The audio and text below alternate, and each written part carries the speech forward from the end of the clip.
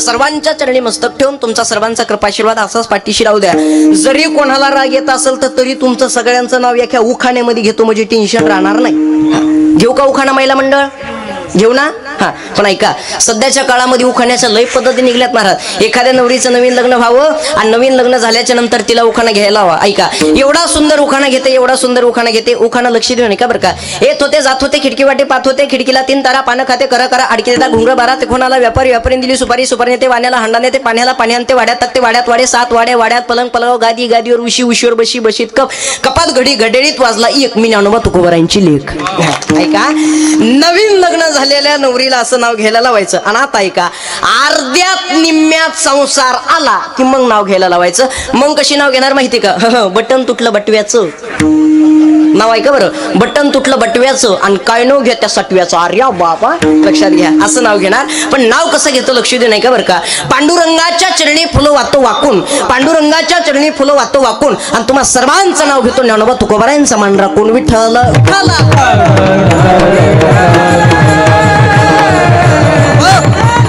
अभंग जगद्गुरु तुकोबारायांचा चार चरणाचा आहे, सर्वांच्या परिचयाचा आहे, सर्वांच्या पाठांतरातला भंग आहे। या भंगाद्वारे जगद्गुरु तुकोबाराय तुम्हाला मला उपदेश करतात आणि उपदेश करत असताना जगाच्या चालक मालकाला भगवंताला आपलंसं करून घ्यायला सांगतात। ऐका, उपदेश जो केला असेल तो कोणाला केलाय तर मानवी जीवाला उपदेश केलाय। पहिला मुद्दा महाराज, एवढा तोला मोलाचा हा मानवी जीव, एवढं तोला मोलाचं आम्हाला शरीर भेटलंय, हे नेमकं कशा करता भेटलंय तर त्याचे 3 कारण महाराजांनी सांगितले। त्याचं पहिलं कारण आहे, जन्म घेणे लागे वासनेच्या संगे अंतीची झाली अंगे हरिरूप। जन्माला आल्याच्या नंतर काहीतरी वासना शिल्लक राहिली की जीवाला जन्म घ्यावा लागतो, झालं पहिलं कारण। जीवाला जन्म घ्यायचं दुसरं कारण महाराजांनी सांगितलं, जन्मा येणे घडे पातकांचे मूळ आणि संचिताचे फळ भोगावया। जन्माला आल्याच्या नंतर जे पाप शिल्लक राहतं ते संचित रूपाने फेडण्याकरता जीवाला जन्म घ्यावा लागतो। हे झालं जीवाला जन्म घ्यायचं दुसरं कारण। आणि जीवाला जन्म घ्यायचं महाराजांनी तिसरं कारण सांगितलं, केले कर्म झाले तेची भोगा आले, उपजले मेले ऐशी किती। अर्थातच माणसाचं काही ना काहीतरी कर्म शिल्लक राहिलं की जीवाला जन्म घ्यावा लागतो। ऐका, वासना, पाप आणि कर्म ह्या 3 गोष्टी मनुष्याच्या शिल्लक राहिल्या की जीवाला जन्म घ्यावा लागतो। का हो महाराज, आमचं सुद्धा वासना, पाप आणि कर्म ह्या 3 गोष्टी शिल्लक राहिलेल्या आहेत का? हो बरोबर आहे, आपलं सुद्धा वासना, पाप आणि कर्म ह्या 3 गोष्टी शिल्लकच राहिलेल्या आहेत। याच्यामुळे तुम्हाला मला एवढं तोला मोलाचं शरीर भेटलंय। पण एवढं तोला मोलाचं शरीर भेटल्याच्या नंतर जीवनामध्ये आलात, ह्या जगाच्या चालक मालकाकडे कधीतरी जावं, भगवंताकडे कधीतरी जावं। कारण देवानं हे शरीरच कशासाठी दिले तर महाराजांनी सांगितलं, देवे दिला देह भजना गोमटा आणतो या झाला फाटा बाधिकेचा। देवानं, जगाच्या चालक मालकानं, भगवंतानं एवढं तोला मोलाचं शरीर जर कशासाठी दिलं असेल तर भगवंताचं नामचिंतन करण्यासाठी दिले। आणि तेच तुकोबाराय तुम्हाला मला सांगतात की हा जगाचा चालक मालक भगवंत आपलासा करून घ्या। मग महाराज, तुकोबारायांनी जो तुम्हाला मला उपदेश केलाय, उपदेश करत असताना 3 मुद्दे सांगतो। पहिला मुद्दा, उपदेश कोणाला करावा, काय करावा, कसा करावा, कधी करावा याची फार मोठी पात्रता आहे। कोणालाही कसाही कधीही केव्हाही उपदेश करून चालणार नाही। मग ऐका, जो उपदेश करतो तो आपल्यापेक्षा वयानं मोठा असला पाहिजे, आपलं त्याच्यापेक्षा कमी वय असलं पाहिजे। आपल्यापेक्षा वयानं जो मोठा आहे त्यानं उपदेश करावा। लक्षात घ्या, ज्ञानाच्या जोरावर, वयाच्या जोरावर, अनुभवाच्या जोरावर उपदेश करा। ज्याच्याकडे वयही नाही, ज्याच्याकडे अनुभवही नाही आणि ज्याच्याकडे ज्ञानही नाही त्या मनुष्यानं उपदेश करावा नाही। मग तुकोबाराय जे उपदेश करतात हा कशाच्या जोरावर असेल, ज्ञानाच्या जोरावर, अनुभवाच्या जोरावर की वयाच्या जोरावर? तर महाराजांनी सांगितलं, जगद्गुरु तुकोबाराय जे उपदेश करतात हा कशाच्या जोरावर जर करत असतील तर महाराजांनी सांगितलं, तुका म्हणेचा कोणी सांगे आणि मज अनुभव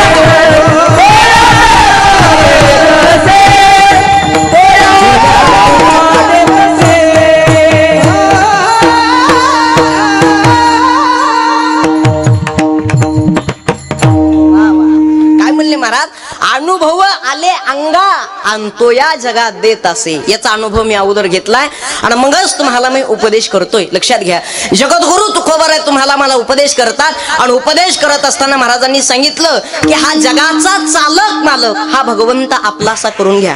महाराजांनी शब्द वापरत असताना कसा शब्द वापरलाय? आपुला तो एक एक एकच देव आपलासा करून घ्या, बाकीच्या देवाकडे जाऊ नका. एखाद्याला प्रश्न विचारला, महाराज या जगाच्या पाठीवर देव किती? कोण सांगल? तुम्ही सांगताल 33 कोटी, बरोबर आहे. मग या जगाच्या पाठीवर एवढे देव आहेत, तर नेमकं कोणत्या देवाकडे जावं आणि कोणत्या देवाची भक्ती करावी? तर त्याच्यामध्ये महाराजांनी सांगितलं आपुला तो एक, एकच कोणता तरी देव करा आणि त्याची भक्ती करा. मग महाराज नेमकं एकच देव आपलासा करून घ्यायचा आहे, पण नेमकं कोण्या देवाकडे जायचं? जगाच्या पाठीवर देव अनेक आहे, जगाच्या पाठीवर भगवंत अनेक आहे, जगाच्या पाठीवर तीर्थक्षेत्र अनेक आहेत. मग महाराज देव अनेक असताना, भगवंत अनेक असताना, तीर्थक्षेत्र अनेक असताना आम्ही नेमकं जायचं कुणाकडं? तर महाराजांनी सांगितलं पंढरी शेजारे आल्यानो संसारा अंदिनाचा सोयरा पांडुरंग वाट पाहे उभा भेटीची आवडी अनुकृपाळू तातडी उतावेळ. महाराजांनी जायला कुठं सांगितलं? तर महाराज सांगता जीवनामध्ये आलात ना, जायचं जर कुठं असेल तर पंढरपूरला जावं. मग महाराज पंढरपूरला का जावं? पंढरपूरला जाण्याचं कारण काय? तर महाराजांनी सांगितलं ऐशी चंद्रभागा ऐशी भीमातीर आणि ऐसा विठेवर देव कोठे. विठेवरचा देव, भीमातीर आणि चंद्रभागा ही बघायला कुठं जर भेटत असेल ना, तर ती फक्त पंढरपूरला आहे. त्याच्यामुळे जावं, ह्या जगाच्या चालक मालकाकडे कधीतरी जा, ह्या भगवंताकडे कधीतरी जा. जीवनामध्ये जीवन जगत असताना हा जगाचा चालक मालक आपला कधीतरी भगवंत करून घेतला पाहिजे. कारण वारंवार कुठेही कधीही केव्हाही सांभाळणारा जर कोण असेल ना महाराज, तर हा जगाचा चालक मालक आहे. एका जणानं प्रश्न विचारला, महाराज देवाकडे तर जायचंय, देवाची तर भक्ती करायची, पण याला कुठल्या प्रकारचं बंधन? अजिबात नाही. यारे यारे लहान थोर याती भलती नारी नर सकळ अशी येते आहे अधिकार आणि कलियुग उद्धार हरीच्या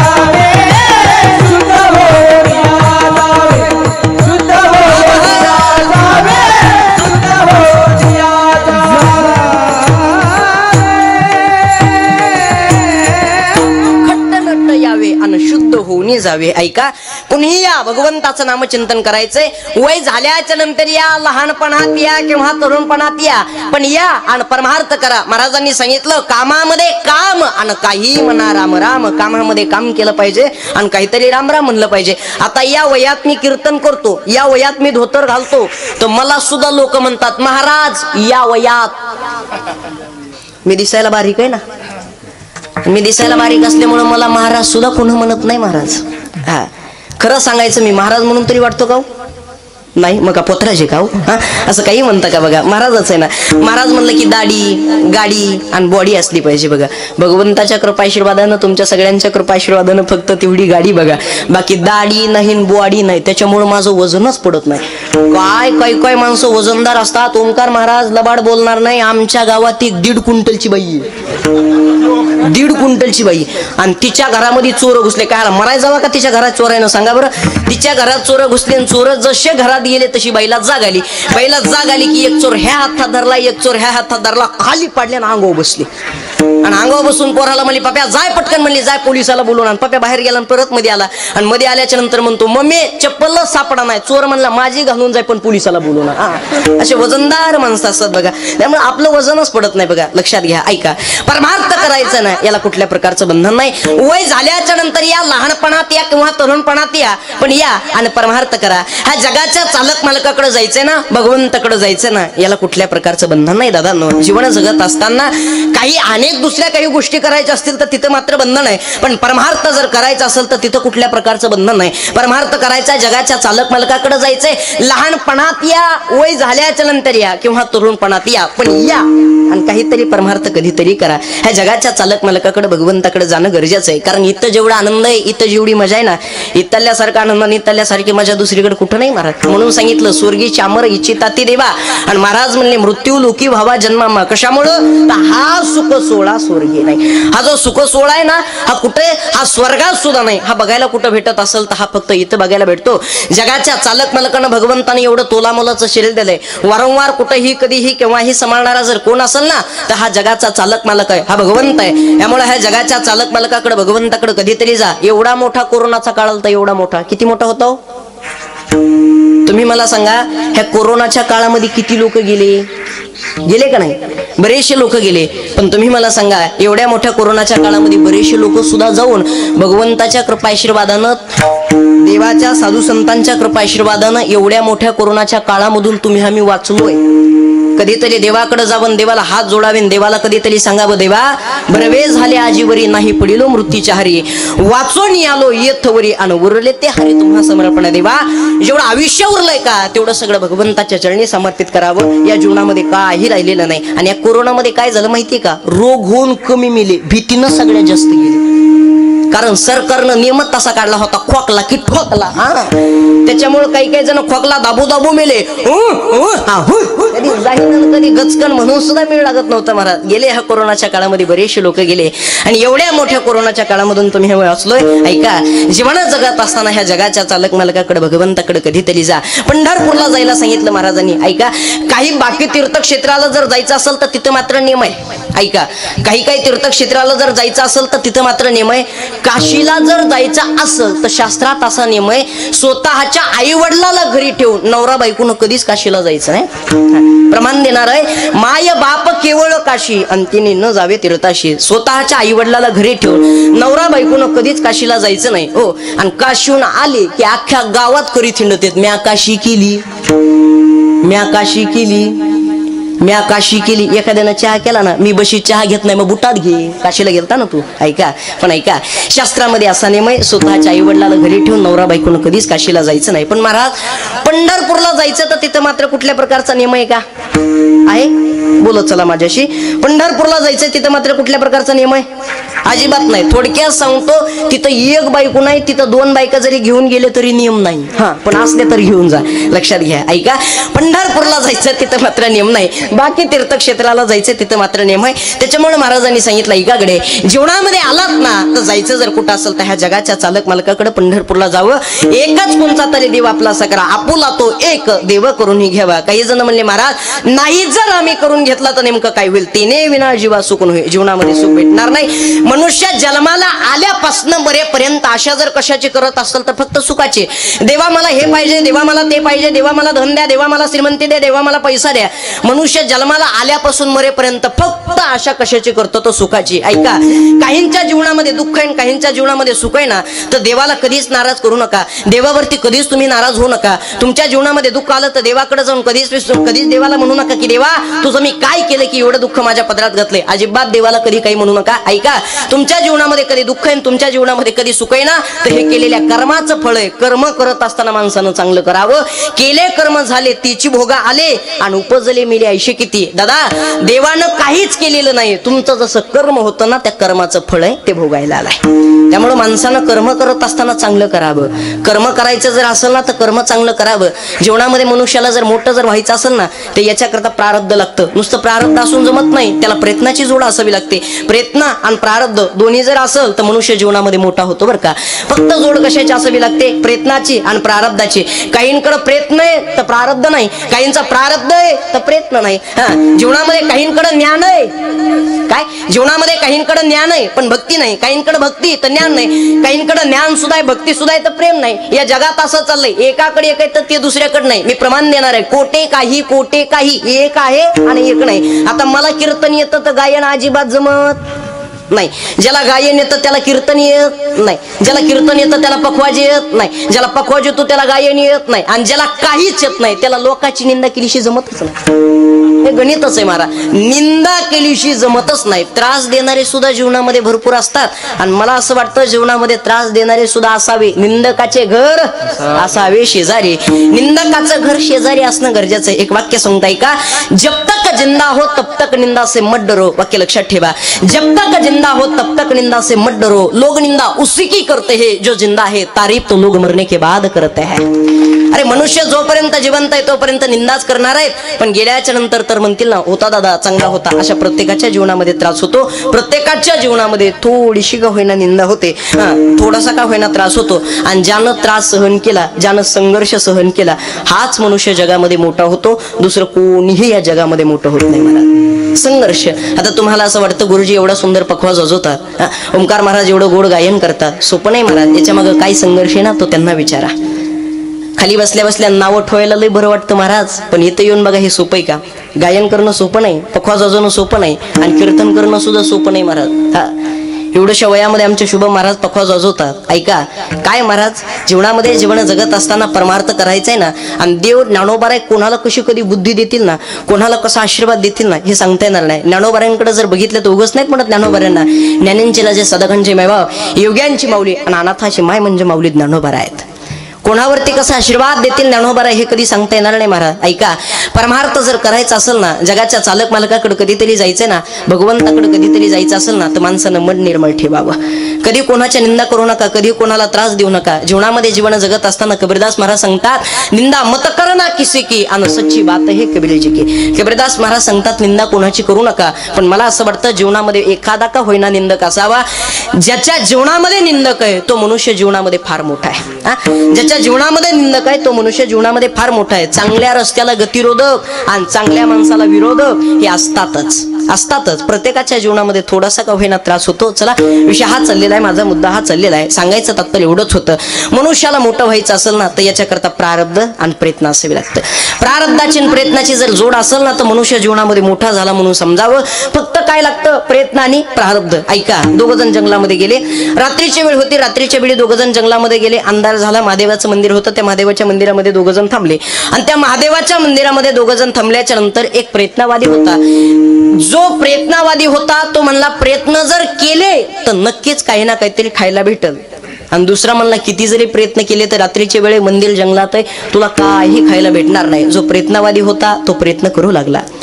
प्रयत्न करत असताना त्यानं सगळं मंदिर चापत त्यानं महादेवाच्या पिंडीवरती हात ठेवला. आणि महादेवाच्या पिंडीवरती हात ठेवल्याच्या नंतर त्याच्या हाताला मऊ प्रकारचा पदार्थ लागला. काय म्हणून बघण्यासाठी नाकाजवळ नेला, तर नाकाजवळ नेल्याच्या नंतर तो बघितला तर तो लोणकडे तुपातला शिरा होता.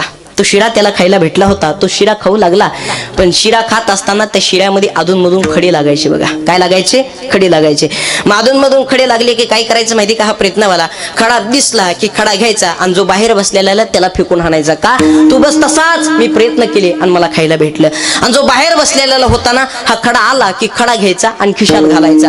खडा आला की खडा घ्यायचा आणि खिशात घालायचा. सकाळची वेळ झाली, सकाळच्या वेळी दोघंही उठले. आणि दोघंही उठल्याच्या नंतर जो प्रयत्नवादी होता तो म्हणला, बघ मी प्रयत्न केले आणि मला खायला भेटलं. प्रयत्न केले नाहीस आणि रात्रभर उपाशी राहिला. तो म्हणला, जाऊ दे, मी प्रयत्न केले नाही, मला खायला भेटलं नाही. तू प्रयत्न केले, तुला शिरा खायला भेटला होता, पण तू मला अधूनमधून खडे कम फेकून हाणत होता. तो म्हणला, तुझी टिंगल म्हणून खडे फेकून हाणत होतो. तो काय म्हणला माहितीये का? दादा, तू टिंगल म्हणून खडे फेकून हाणले, पण मी सगळे जपून ठेवले.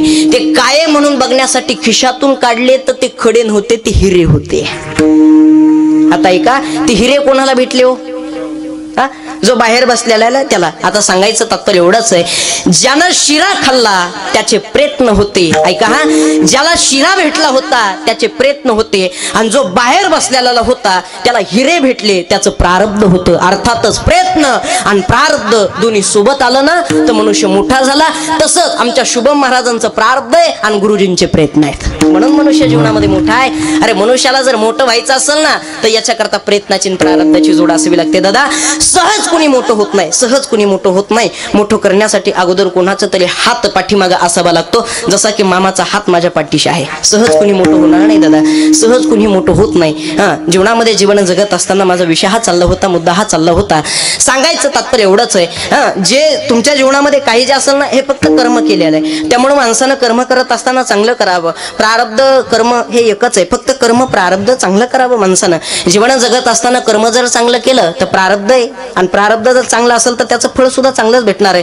कर्म चांगलं आहे, फळ सुद्धा चांगलं आहे. त्यामुळे जीवन जगत असताना महाराजांनी सांगितलं, केले कर्म झाले तेची भोग आले. देवाला कधीच नाराज करू नका, देवावरती कधीच नाराज होऊ नका. देवाला कधीच म्हणू नका, देवा तुझं मी काय वाटोळं केलं की एवढं दुःख माझ्या पदरामध्ये घातलंय. देव कोणाचंच वाटोळं करत नाही महाराज. ऐका, देव कोणाचंच वाटोळं करत नाही. तुमच्या जीवनामध्ये दुःख येणार आहे आणि तुमच्या जीवनामध्ये सुख येणार आहे ना, हे फक्त तुम्ही केलेलं प्रारब्ध, हे केलेलं फक्त कर्म तैसे फळ देतो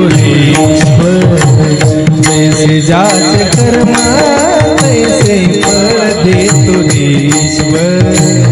जैसे जाचे कर्म तैसे फळ देतो जैसे जाचे कर्म तैसे फळ देतो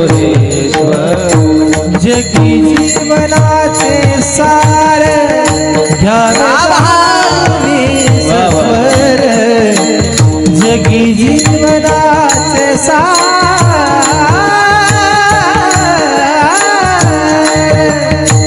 जगी जीवनाचे सार घ्यावे सत्वर जैसे जाचे कर्म तैसे फल देतो रे ईश्वर जैसे जाचे कर्म तैसे फल देतो रे ईश्वर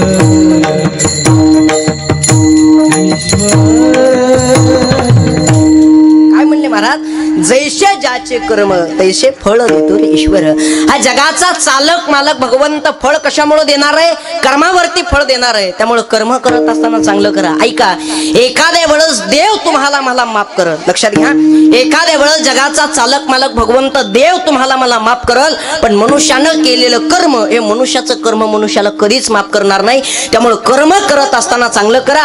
हा देवाकडे जगाच्या चालक मालकाकडे नुसतं मागण्यासाठी कधी जाऊ नका. देवाकडे जाऊन देवाला कधीच मागू नका. विचार करा, उद्या सकाळी उठल्याच्या नंतर आरशामध्ये बघा ना, आरशामध्ये बघितल्याच्या नंतर देवाकडे जा आणि देवापुढे हात जोडा आणि देवाला सांगा, देवा मला काही नको, तू एवढंच मला मोठं दिलंस, एवढंच तुम्हाला मोठं दिलं देवा, मला बाकी काही नको. आजचा दिवस तुम्हाला जगण्यासाठी दिला, हे मला फार मोठं दिलास, बाकी काही नको. महाराज आयुष्य फार छोटे महाराज. एक दिवस एक घास हातात आणि एक घास तोंडात आहे. घास गिळायची सत्ता सुद्धा तुमच्या आमच्या हातामध्ये नाही. वृक्षाची आहे पाने आणि हलेजाची सत्ता. वृक्षाचं पान हलवायची जर सत्ता कोणाच्या हातामध्ये असेल ना, तर हे जगाच्या चालक मालकाच्या आणि ह्या भगवंताच्या हातामध्ये. त्यामुळे जीवन जगत असताना माणसानं आनंदानं राहावं आणि प्रेमानं राहावं. देव आपलासा करून घ्यायचा आहे, काही लागणार नाही, फक्त प्रेम लागतं. काय? फक्त प्रेम लागतं. माणसानं बोलत असताना कसं बोलावं? प्रेमानं बोलावं. पण सध्याच्या काळात प्रेम नावाची गोष्टच राहिली नाही हो महाराज. लोक प्रेमानं बोलतच नाहीत. बोलणं गरजेचं आहे प्रेमानं, पण लोक प्रेमानं बोलत नाही. असंच एका गावाला कीर्तन गेलो महाराज. कीर्तन झालं, कीर्तन झाल्याच्या नंतर आम्ही दोघं जेवाय, माझं बोलणं कळतंय ना, माझी भाषा कळती ना, हा, कारण मी काढलाच आहे, त्याची काही काळजी करायची गरज नाही. पण प्रत्येकाची वेगवेगळी पद्धत असते. कारण जिल्हा बदलला की तालुका बदलतो, तालुका बदलला की गाव बदलतं, आणि गाव बदललं की 100% भाषा बदलते. कारण आमच्याकडे माणसं मेल्याच्या नंतर जाळतात, तुमच्याकडे कसं आहे? आ जीव गेल्यावर ना, हा एवढाच फरक आहे, बाकी काही नाही. बघा, आमच्याकडे मेल्यावर जाळतात, तुमच्याकडे जीव गेल्यावर जाळतात. आमच्याकडे महाराजांचं कीर्तन झाल्याच्या नंतर महिला मंडळ एका रांगेत आणि पुरुष मंडळ एका रांगेत. मी काढलाच आहे, पण आमच्याकडे कम म्हणायला माहिती का, मी राहायला आळंदीला. हा, त्याच्यामुळे आमच्याकडे बरं का, लक्षात घ्या. ऐका बरं का, आमच्याकडे असा नियम आहे, कीर्तन झाल्याच्या नंतर महिला मंडळ एका रांगेत, पुरुष मंडळ एका रांगेत महाराजांचं दर्शन घेण्यासाठी येतात. तुमच्याकडे येतात का हो? येतात ना. पण आमच्याकडे रिकाम्या हातांना नाहीत येत, आमच्याकडे 500-500च्या नोटा घेऊन येतात.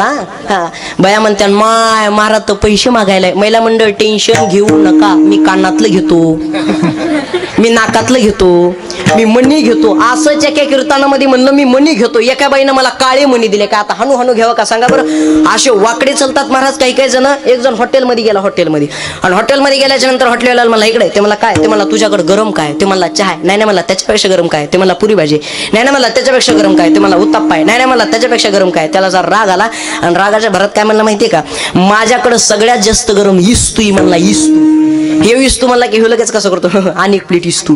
हे ना एक प्लेट इस्तू आणला ठेवला त्याच्या पुढे, हे ना खिशातून बिडी काढली, इस्त्याला चिथलीन वडीत निघून गेला. बघा असे वाकडे चालतात महाराज काही जण. चला, विषय हा चाललेला आहे, मुद्दा हा चाललेला आहे. प्रेमानं बोलतच नाहीत महाराज. आम्ही दोघं जेवायला बसलो आणि जेवायला बसल्याच्या नंतर माझ्या शेजारी एक जण जेवायला बसला. मी जेवण सुरू केलं, ऐका बरं का, आणि एक जण चपाती वाढायला आला. आणि चपाती वाढायला आल्याच्या नंतर माझ्या शेजारी बसल्याला कसं करतो, वाढ महाराजाला भेटत नसते. वाढ म्हणजे मी काय माझ्या घरी काय गाजऱ्या गवत खातो का काय, काही मिळच लागत नाही महाराज. माणसानं प्रेमानं बोलणं गरजेचं आहे. कसं बोलावं?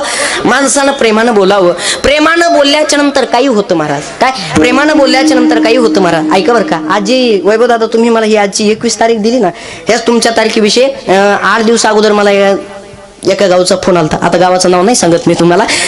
फोन आला आणि फोन आल्याच्या नंतर ते काय म्हणले माहितीये का, महाराज 21 तारीख तुमची आम्हाला पाहिजे, भेटेल का? मी म्हणलं ऐका, 21 तारीख तर काही भेटणार नाही. 21 तारीख प्रेमाच्या माणसाकडे गेलेली, म्हणजे आमच्या वैभव दादाकडे ती तारीख गेलेली. ही काही तारीख तुम्हाला भेटणार नाही. काय करा म्हणलं, 22 घ्या किंवा 20 घ्या. ओके, 21 तारीख काही तुम्हाला भेटणार नाही. तू म्हणला महाराज पाहिजे तर मला फक्त 21 तारीखच पाहिजे. मी म्हणलं 21 तारीख काही भेटणार नाही. तू म्हणला ठीक आहे, जाऊ द्या बरं का.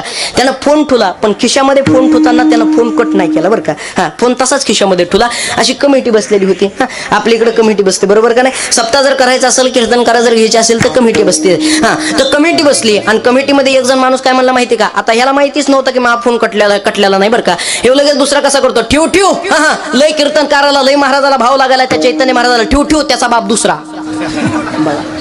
असं बोलणं असते का महाराज. प्रेमानं बोला गडे. प्रेमानं बोलल्याच्या नंतर काही होतं. पण सध्याच्या काळात प्रेम नावाची गोष्टच राहिली नाही. देवाला सुद्धा काय लागतं ना म्हणले तर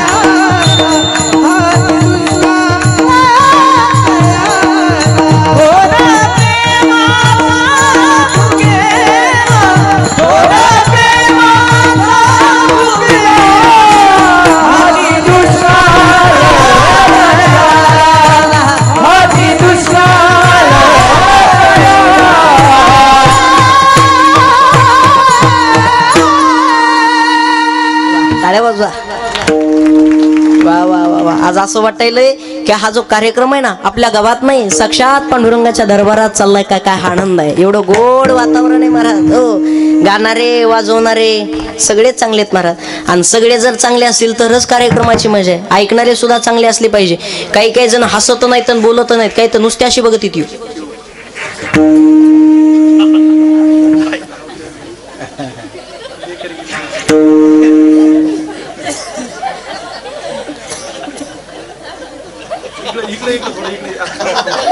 तुम्हाला वाटलं गेलं काय काय काय पाहिजे. लक्षात घ्या हसलं पाहिजे जरा. माणसानं फ्रेश राहिलं पाहिजे. बरोबर आहे. जे खडकून हसतं ते मोकळ्या मनाचं असतं आणि जी जात गालात असती का ती प्युअर आदल्या गाठीची असते बघा. हा त्यामुळे हसलं पाहिजे माणसानं. फ्रेश राहिलं पाहिजे. घेतला पाहिजे महाराज आनंद. अहो काही काहीला हसण्यासाठी 500-500ची इंजेक्शन आहेत फक्त हसण्यासाठी. बरं इंजेक्शन दिलं तर हसाव ना. ते हसत नाही. ते नुसतं कणतोय.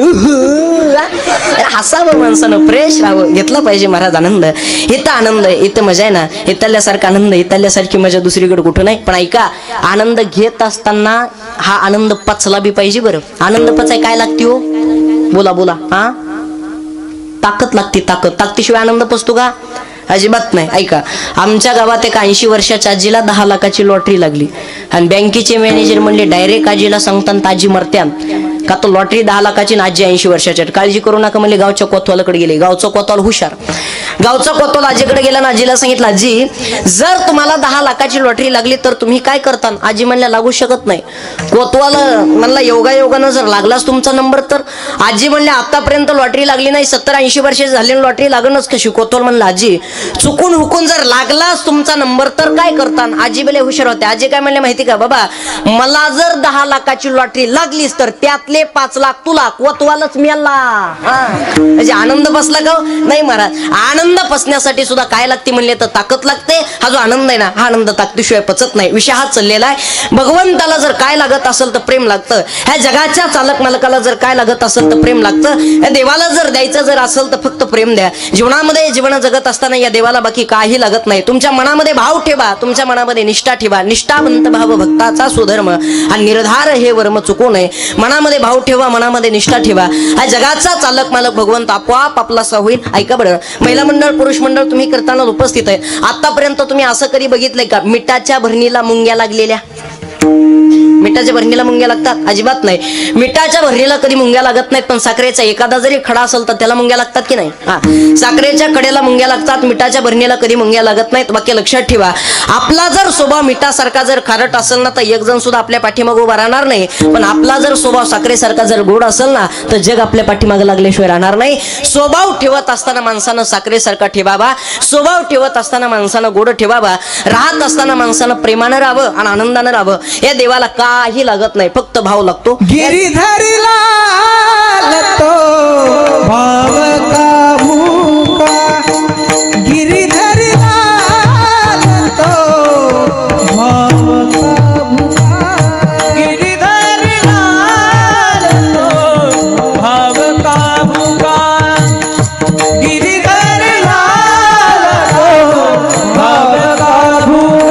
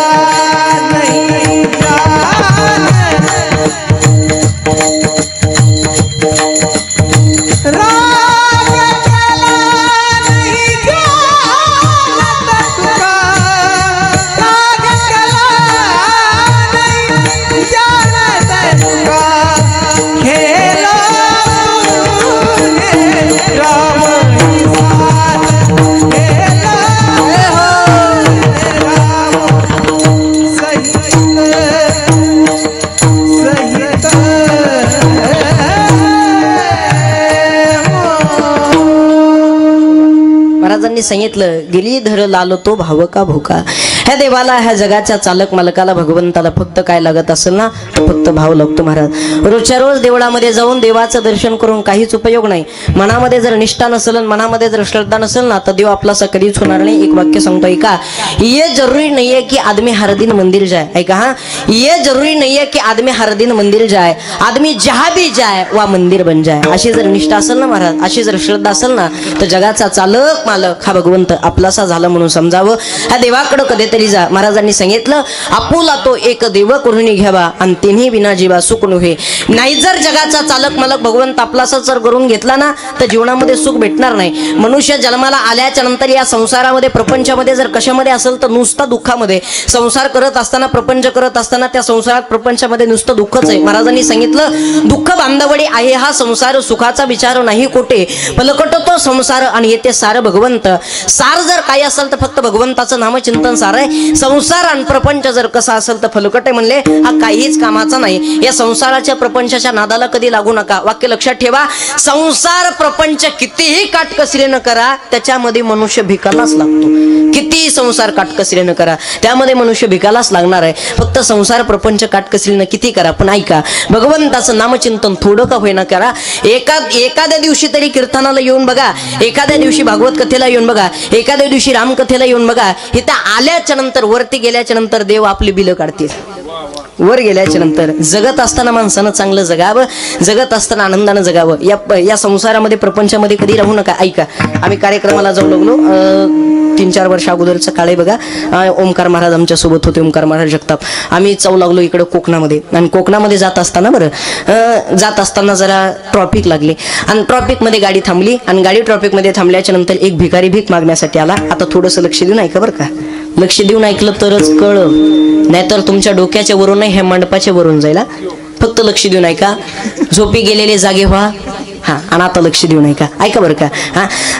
तो भिकारी भीक मागण्यासाठी आला. आणि भिकारी भीक मागण्यासाठी आल्याच्या नंतर ओमकार महाराज ज्या साईडनं बसलेले होते त्या साईडची त्या भिकाऱ्याने अशी काच वाजवली. आणि काच वाजवल्याच्या नंतर ओमकार महाराजांनी काच खाली घेतली. आणि ओमकार महाराजांना तो पैसे मागू लागला. आमच्या ओमकार महाराजांनी प्रामाणिकपणानं खिशातले 5 रुपये काढले आणि त्याच्या हातात देऊन टाकले. पैशाच्या बाबतीत ओमकार महाराज लय प्रामाणिक बघा लक्षात घ्या. खिशातून 5 रुपये काढले आणि ओमकार महाराजांच्या हातामध्ये देऊन टाकले. ओमकार महाराजांनी त्याच्या हातामध्ये देऊन टाकले. तो भिकारी पुढे गेला आणि पुढे गेल्याच्या नंतर परत मागे आला. आणि परत माघारी आल्याच्या नंतर ऐका परत माघारी आला. आणि परत माघारी आल्याच्या नंतर ओमकार महाराज ज्या साईडने बसलेले त्या साईडची त्यानं परत काच वाजवली. ओमकार महाराजांना परत काच खाली घेतली. आणि ओमकार महाराजांनी परत काच खाली घेतल्याच्या नंतर तो भिकारी ओमकार महाराजांना पैसे परत मागू लागला. ओमकार म्हणले आधीच तर 5 रुपये दिले ना पुन्हा नंतर काय करायचे. ते काय म्हणला माहितीये का आधीचे 5 जे होते ते माझ्यासाठी आणि दुसरे जे देणार आहेत ते माझ्या मैत्रिणीसाठी. ओमकार महाराज म्हणले कमाल आहे. भिकाऱ्याला सुद्धा मैत्रिणी असतात का. काय म्हणले ओमकार महाराज कमाल आहे म्हणले ओमकार महाराज. भिकाऱ्याला सुद्धा मैत्रिणी असतात का. ते भिकारी काय म्हणला माहिती का तिच्यामुळेच भिकाला लागलो. घ्या आता काय करायचं सांगा बरं. काही खरं नाही महाराज. हा संसार आहे हा प्रपंच बघा. या संसाराच्या प्रपंचाच्या कधी नादाला लागू नका. आता तुम्ही सगळे कीर्तनाला उपस्थित आहेत म्हणून तुमच्या माहितीच तो सांगतो बरं का. उगाच घरी जायचं आणि घरी गेल्याच्या नंतर वजनात बायकोला म्हणायचं चाल जेवायला वाढ बरं का. ओमकार महाराज वजनात म्हणायचं काय म्हणायचं माहिती का चाल जेवायला वाढ. बायको वाढणारच. हा फक्त वजनात म्हणा. तुम्ही असं मिळी म्हणता हे स्मिता जेवायला वाढतेस का कशाला वाढीन सांगा बरं. वजनात म्हणा बायको वाढणार. आणि एवढंही म्हणून जर बायकोनं जेवायला वाढलं नाही तर मग तुम्हाला फुल परवानगी. जे होईन ते होईन असं बाहेर जायचं निब्बर असा बोटाचा झोडा घ्यायचा. जे होईन ते होईन आणि खन खन खन पायात घालायचं आणि धाबेव जेवून यायचं. मला माहिती तुम्ही बायकोला मारू शकत नाही कारण बायकोला मारण्यासाठी मिशा ठेवाव्या लागतात. सध्याच्या काळात मिशा ठूनच बंद झालंय. बायकाच भेटणार तर मिशा का चहात बुडवायच्यात का सांगा बरं. काही खरं राहिलेलं नाही महाराज. हा संसार आहे महाराज. हा प्रपंच आहे.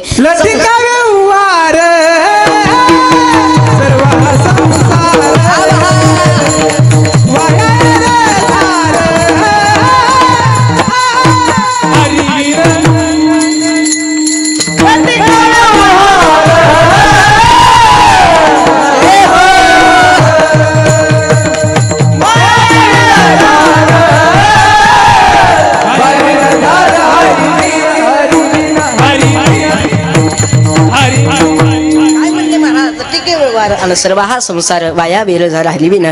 या संसाराच्या प्रपंचाच्या कधी नादाला लागू नका. संसार प्रपंच काही कामाचा नाही. महाराजांनी सांगितलं हा संसार हा प्रपंच फलकट आहे. ऐका आपण आजूबाजूला असे शेजारी जे झाडं बघतो ना हे झाडं जर बघितले तर हे झाडं कशात माहितीये का या झाडांच्या मुळ्या खाली आणि शेंडेवर आहे. पण संसारातलं प्रपंचातलं झाड असं याच्या मुळ्यावर आहे आणि शेंडे खालीत. महाराजांनी सांगितलं या संसाराच्या प्रपंचाच्या कधी नादाला लागू नका. वाक्य लक्षात ठेवा. पावसाळ्याचे दिवस असावे हा आपला खेडा भाग आहे बरं का. पावसाळ्याचे दिवस असावे आणि पावसाळ्याच्या दिवसामध्ये डोंगरावरती कधीतरी जनावर घेऊन चारायला घेऊन जायचं बघा. गाय असतील, बैल असतील, म्हशी असतील बघा. हा बाबांना माहिती आहे बरोबर का नाही बाबा. डोंगरावरती शेतामध्ये म्हणा चारायला घेऊन जायचे आणि ते पावसाळ्याचे दिवस म्हणजे असे वांबळीचे दिवस असतात. वांबळच म्हणतात ना का झडग झडग. हा काहींकडे वांबळ म्हणतात आणि काहींकडे झडग म्हणतात बरं का. ऐका ते झडग लागलेलं असते वांबळा. वांबळी त्या झडग्यामध्ये ते बैल चारायचे, काय जे असतील म्हैस असो, बैल असो किंवा गाय असो, ते चारायचे. आणि त्या काळामध्ये झडग लागलेलं ते पावसाळ्याचे दिवस, तर तिथं बसायला जागा नसते बघा. बरोबर आहे ना, बरोबर बोलायलो ना का चुकायले नाही ना. हा ऐका त्या काळामध्ये बसायला जागा नसते. मग बसायला जागा नसती तर बळच ते सगळे जनावर चारायचे आणि चारल्याच्या नंतर घरी आणायचे आणि घरी आल्याच्या नंतर सगळे बांधून ठेवायचे. पण त्यातलं एक वासरू असतं. वासरू काय होतं माहिती का, सगळे बांधून टाकले की वासरू निष्ठून पळून जातं. बरोबर आहे ना. मग वासरू निष्ठून पळून गेल्याच्या नंतर नेमकं काय करावं, तर काय करावं, जो खानदानी शेतकरी हा काय करतो माहिती का, हातामध्ये हिरवा चारा घेतो आणि हातामध्ये हिरवा चारा घेऊन त्या वासराला दाखवतो आणि वासराला असं चुचकारतो, य य य य य चल चल चल. बरोबर आहे ना, बरोबर आहे ना. हा येतंय ना मला.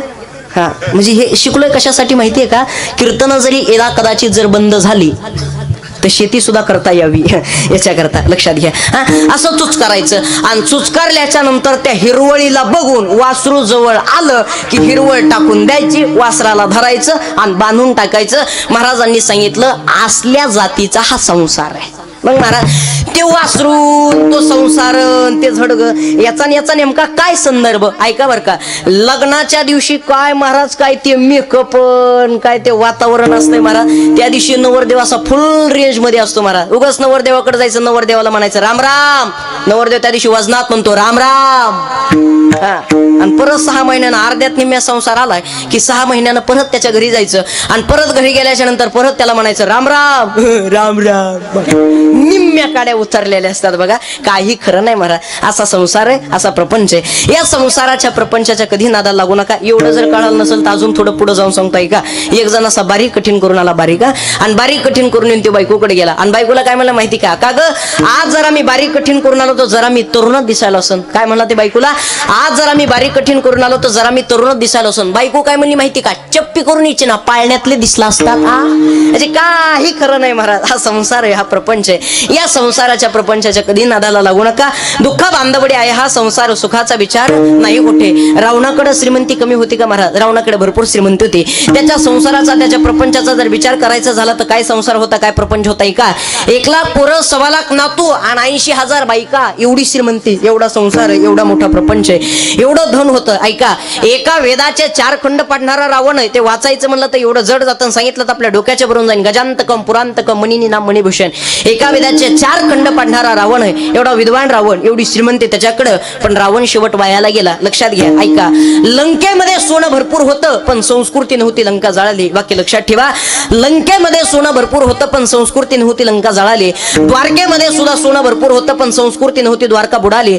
अमेरिकेला सुद्धा सोनं भरपूर आहे पण संस्कृतीने एक ना एक दिवस अमेरिका सुद्धा जळणार आहे. फ्रान्सला सुद्धा सोनं भरपूर आहे पण संस्कृतीने एक ना एक दिवस फ्रान्स सुद्धा बुडणार आहे. पण छाती ठोकून सांगेल, या भारत देशामध्ये तुम्हाला मला सर्वांना जन्म भेटलाय ना, या भारत देशात सोनं सुद्धा आहे आणि संस्कृती सुद्धा आहे. त्यामुळे जोपर्यंत चंद्र आणि सूर्य ना तोपर्यंत आपला भारत देश अमरच राहणार आहे.